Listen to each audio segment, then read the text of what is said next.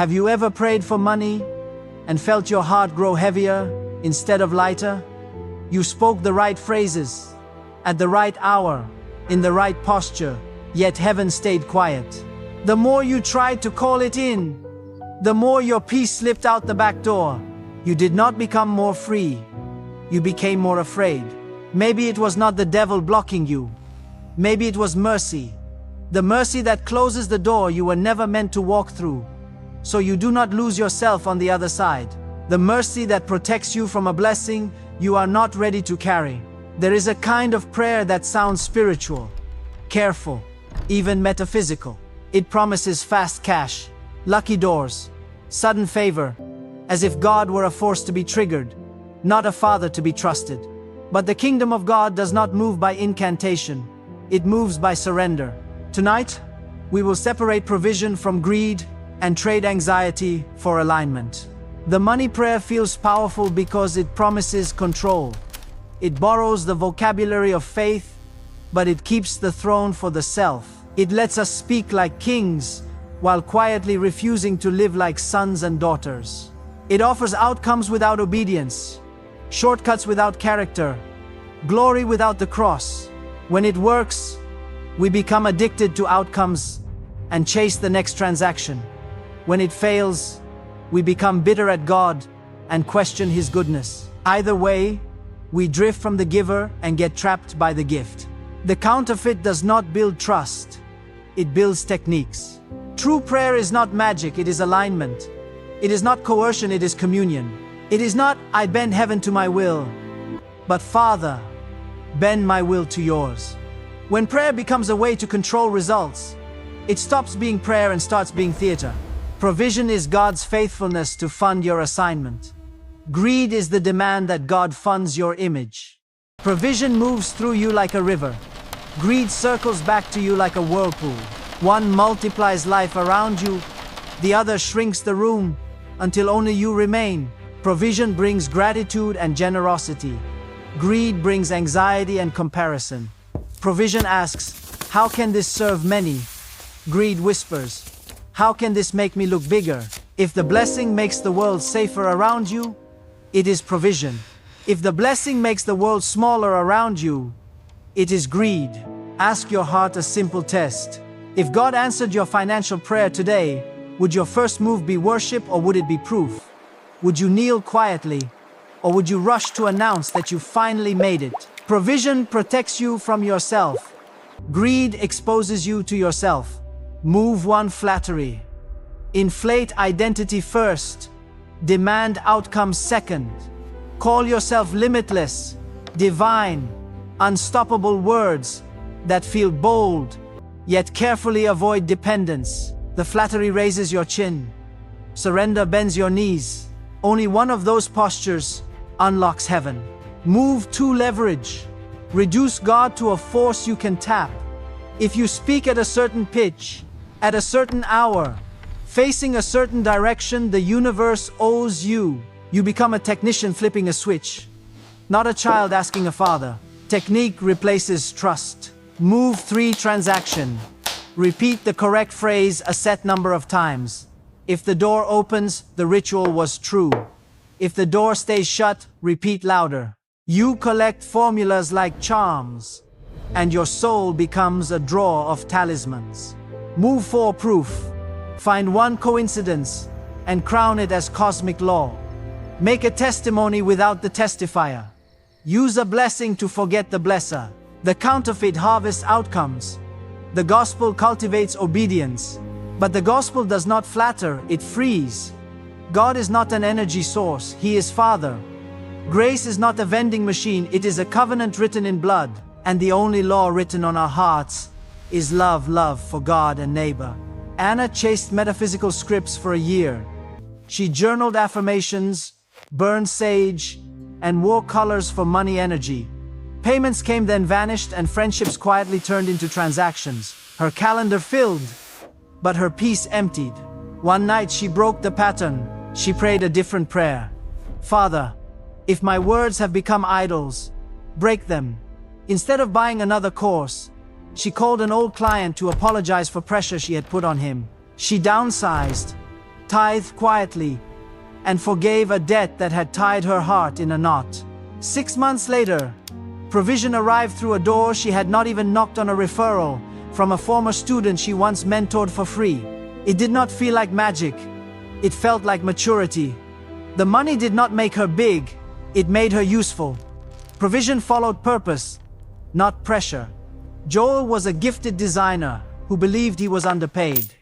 Every money prayer made him more frantic. He resented co-workers who received raises and rehearsed arguments in his head while pretending to pray. His lips asked for favor. His heart rehearsed comparison. Then he repented of envying those he was called to serve. He began every morning with one quiet act of service for a junior teammate before checking his inbox. He delivered his projects 5% better than promised and thanked his manager for specific feedback. The habit did not look supernatural. It looked like integrity. By the end of a quarter, his boss said, "You have made the whole team better." The raise came, but by then the raise was no longer the point. The real provision was the person Joel was becoming. Sometimes God changes the paycheck after he changes the posture. We are told to seek first the kingdom and his righteousness, and everything else is added in its time. We are told to keep our lives free from the love of money, because God himself promises, "I will never leave you nor forsake you." We are warned that the love of money is a root of all kinds of evil, and invited to give, so that giving becomes our teacher. These are not loopholes to twist God's arm. They are lanes to keep our hearts on the road. When we drive within them, the destination changes from more to meaning. We stop chasing control and start choosing trust. Take a breath. Answer honestly, not to impress anyone, but to free your own heart. 1. Am I asking for money to serve a God-given assignment, or to escape a God-given process? 2. If God delays this answer, will I still obey the next small instruction? 3. Who becomes safer and stronger if I am blessed, just me or many? 4. What financial decision am I hiding from counsel because it feeds my image? If the blessing arrives, what percentage is already pre-decided for generosity? 6. Which purchase is actually a painkiller for anxiety, not a tool for purpose? What skill must improve this month so I can steward provision with excellence? If your heart felt a sting, that was grace, not shame. Shame points at you. Grace points you toward him. The checklist is not a verdict. It is a doorway. Walk through it. Move 1. Surrender. Father, I return the pen. Write the story you want with the provision you choose. Move 2. Repent. I renounce prayers that tried to control you or manipulate people. Clean my motives. Move 3. Align. Show me the assignment I am actually funded for. If I am misassigned, reassign me. Move 4. Ask. Give us this day our daily bread, enough to obey boldly and to bless freely. Move 5. Obey. I will take the next small step. Make the call. Finish the budget. Cancel the showy purchase. Pray these moves slowly. Let your breath be your metronome.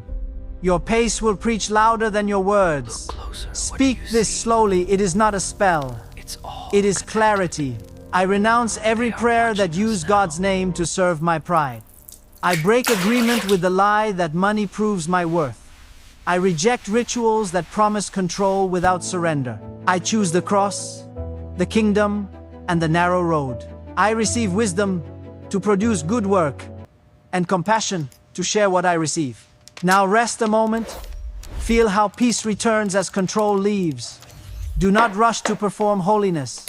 Let the Holy One hold you. The sound of rest is the language of trust. Door 1. Assignment. Clarity multiplies provision. Confusion drains it. If you do not know what the money is for, the money will not know where to go. Write your assignment in one bold sentence and place it where you decide. Door 2. Skill. God blesses work, not wishes.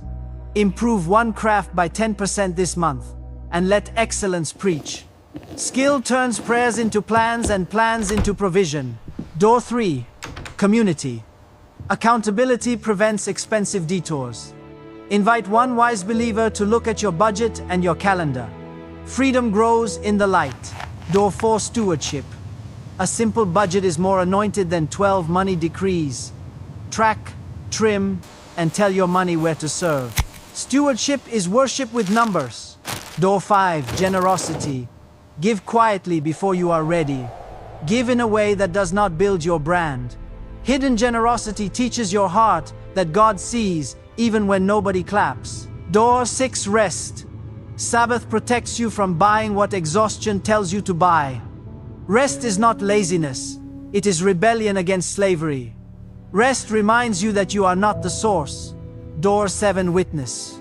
Tell the story of God's faithfulness, not your formulas. Celebrate small provisions out loud at the dinner table.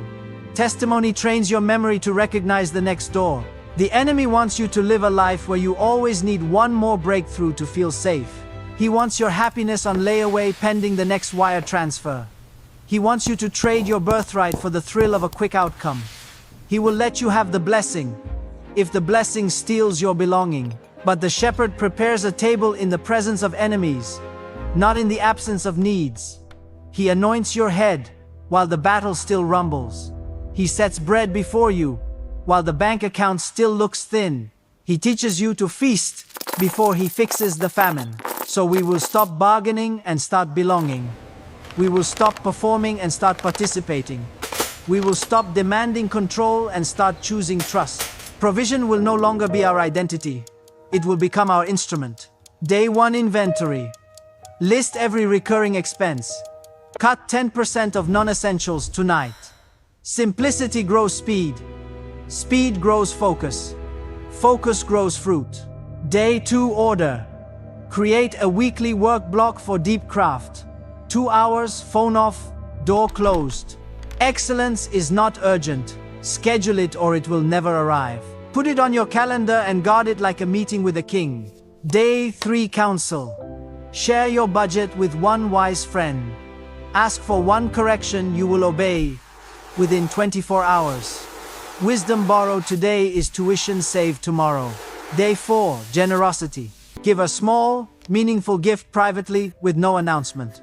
Let your heart learn that you can release without fear. Hidden giving heals hidden greed. Day 5, Excellence. Deliver one project 10% better than promised. Add the detail nobody asked for, but everybody will feel. Excellence is the fragrance of trust. Day 6, Thanksgiving. Write 5 lines of gratitude for provisions you usually ignore: the bill that was lower than expected, the friend who checked in, the sleep that finally returned. Gratitude widens your world until fear no longer fits. Day 7, Direction. Pray the 5-move prayer and ask for one next step. Do it within 24 hours. Momentum honors faith. Father, I return from the counterfeit. Forgive the ways I tried to buy peace with outcomes. Teach me to seek first your kingdom and your righteousness. Provide what is needed so I can obey without fear and bless without noise. Make my heart light, my hands open, and my work excellent. In Jesus' name. What did God ask you to release? Control, image, or a debt you hold against someone? Which of the 7 doors will you open this week? And who will notice the difference first? Where have you been trying to buy in one moment what only grows through many moments? Answer in the comments so others can learn. I will read them and pray through them this week. Your courage will give someone else their language. Your story will make the table longer. You do not need a perfect record to be blessed, just a soft heart. You do not need an elite network, just a faithful yes. You do not need mystical timing windows, just daily bread and daily obedience. You do not need the universe to agree, you need your will to agree with the Father. You also do not need to announce your progress to make it real. Let fruit be louder than proof. Let quiet obedience build a testimony that does not require marketing. God rewards what men cannot measure. Comparison says, if they have it, there is less for me. Covenant says, if they have it, there is proof God provides. Celebration breaks the famine mentality. Compassion breaks the arrogance mentality. Either way, your heart stays human, and heaven can trust it. Bless those who ran ahead. Bless those who fell behind. Cheer for another's harvest, and you will notice seed in your own hand. A jealous heart keeps both fists closed. A generous heart keeps both hands open. Open hands are ready to receive and ready to release. God is not afraid to bless you. He is careful to entrust you. He will not feed your image. He will fund your assignment. When the blessing lands, the world will feel safer because you carry it. That is how you will know it is Him. If this freed you from counterfeit prayers, do not stop here. I placed a discernment and provision playlist so you can go deeper. How to budget with peace, how to give without being used, how to hear God for work decisions. Subscribe if you want weekly teachings that grow your faith and your wisdom. Even if you never return, open one of the 7 doors today. May you be trusted with enough to move freely, tested enough to stay humble, and loved enough to remember why any of this matters. Not only blessed, but a blessing to many. Scenario 1, rent at midnight. The invoice is due tonight, and the account is thin. You are tempted to recite the strongest money prayer you know. Instead, you open your calendar and circle the assignments God has already given. You call your landlord before the deadline, explain with humility, and propose a concrete catch-up plan for the next 2 weeks. You cook at home, cancel 2 non-essentials, and send 2 thoughtful follow-ups to prospects you had ignored. You sleep earlier, rise earlier, and deliver one task 10% better than promised. The next morning, one of the follow-ups replies with a small contract. Not everything, but enough to begin. Provision lands where humility and clarity meet. Scenario 2, small business pivot. Sales are slipping, and you are searching for a ritual to force the market open. Pause. List your top 3 profitable offers from the last year, and the top 3 that drained you. Kill one draining offer by noon. Double down on the profitable one with a 3-email sequence to past customers. Add a simple guarantee you can keep, and a boundary you will not cross. Pray for courage to choose a narrower lane. When the lane is clear, provision can accelerate safely. A smaller yes can fund a larger future. Scenario 3, hospital bill. A sudden procedure has left you with a number that makes your chest tight. You want a miracle without motions? God gives you motions that become a miracle. Call the billing office and request an itemized statement. Ask about hardship discounts and a zero-interest plan.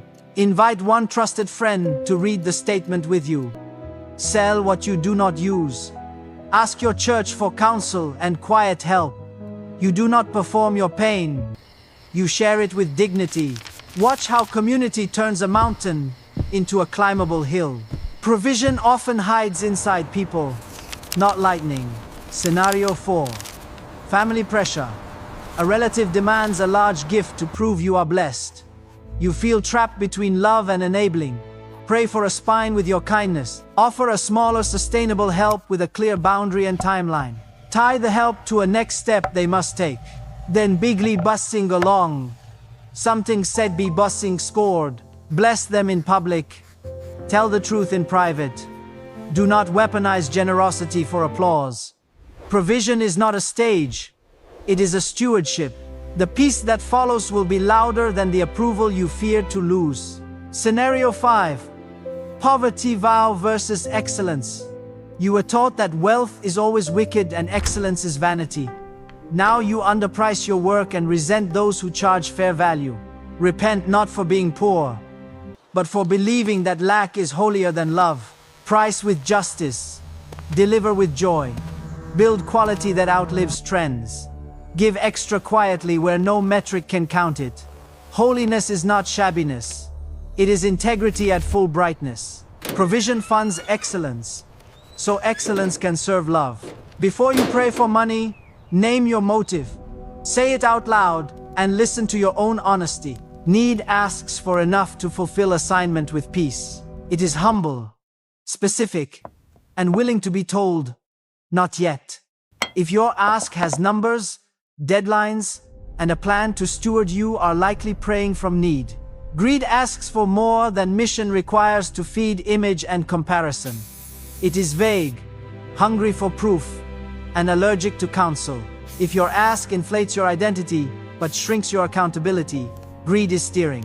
Speed asks for outcomes to soothe anxiety. It wants relief more than wisdom. If your ask demands now without how, or fears any delay as doom, speed is the motive. Slow down. Seek wisdom. Peace is the pace of power. Seed asks for resources to bless many. It plans generosity before provision arrives. If your ask includes a pre-decided percentage to share and a list of people to strengthen, seed is speaking. Seed multiplies because love has already chosen its direction. When in doubt, pray, Father, reveal my motive. Then adjust your ask until wisdom could say yes without making you smaller. Clarity focuses your yes and frees your no. When you know the assignment, you stop renting attention to distractions. Craft turns calling into competence. Improve one measurable skill by 10% this month. Practice under feedback, not in a vacuum. Excellence is a magnet that needs no slogans. Credibility is craft over time. Show up, ship clean work, and repair your misses fast. Trust compounds faster than cash. Clients or opportunities appear where credibility is visible. Make it easy to refer you. A clear offer, a simple booking path, and polite follow-ups. Contribution closes the loop. Give away useful ideas. Teach small. Help quietly. Contribution keeps success from curving inward. As you contribute, clarity sharpens again, and the flywheel spins faster with less push. 70-20-10 is not a law. It is a liturgy. 70% living, 20% future, 10% generosity. Adjust the ratios by season, but keep the order. Life, future, others. Order protects joy. Weekly rhythm. Review transactions every Friday for 15 minutes. Categorize, correct, and celebrate one wise choice. Put your deep work block for craft on the calendar before anything urgent steals it. Monthly rhythm. Reconcile the budget, settle small debts, and choose one generosity act that nobody will see. If you cannot give money this month, give skill or time. Hidden giving heals hidden greed. Quarterly rhythm. Audit subscriptions. Price your work with updated costs and set one learning goal. Host a 20-minute family meeting. What to stop, what to start, what to sustain. Provision loves households that choose clarity together. Prayer of wisdom. Father, I choose wisdom over haste. Search my motives and align my steps. Fund what serves love and close what flatters pride. Make me faithful with little and fearless with enough. Teach my hands to work with excellence and my heart to release with joy. In Jesus' name. 30 daily declarations. I choose wisdom over hurry. I seek first the kingdom. I am funded for assignment, not image. My craft is worship in motion. I deliver more than I promise. I price with justice and peace. I tell my money where to serve.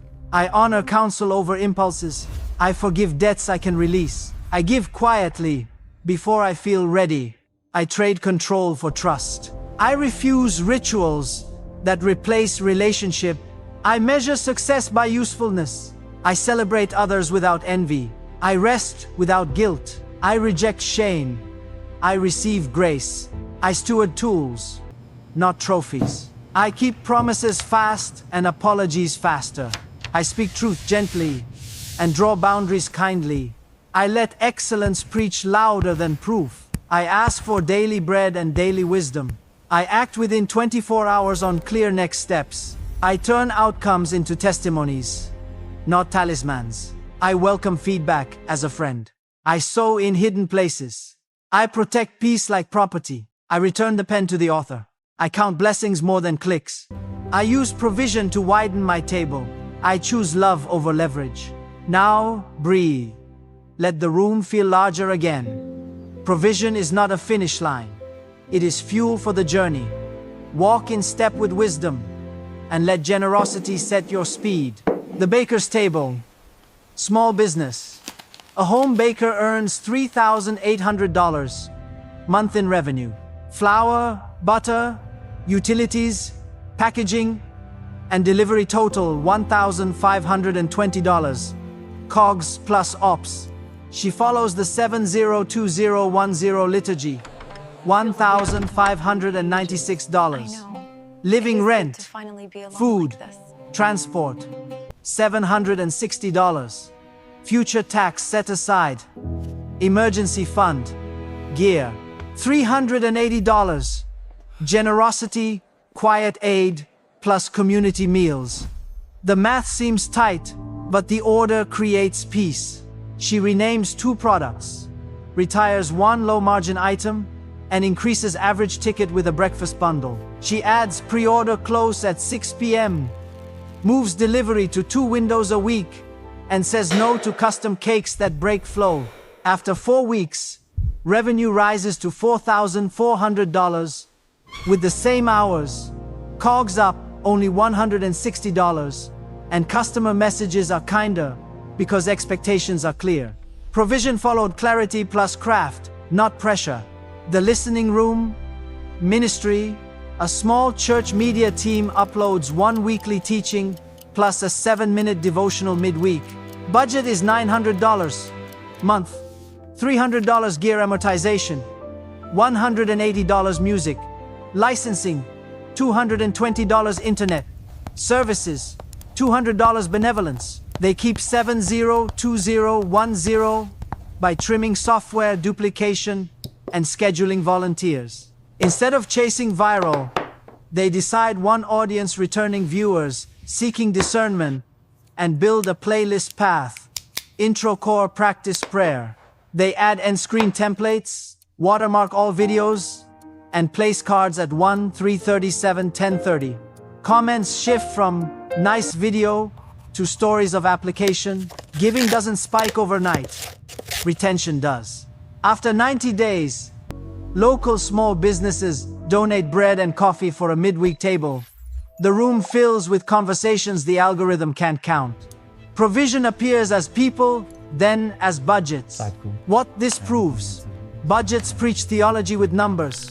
Order is worship. Boundaries create energy.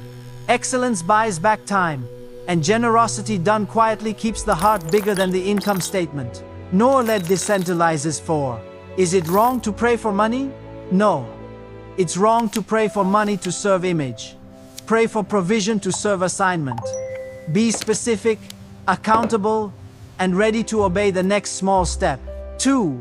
If I give, will God always give me more money?